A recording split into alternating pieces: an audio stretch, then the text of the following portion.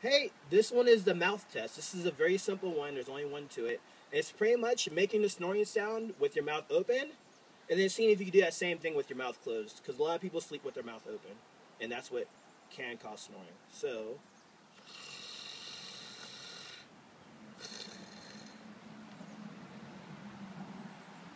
and it's just trying to see if you can do the difference. That's the main thing. If your mouth is open, then that could be another reason why you're snoring.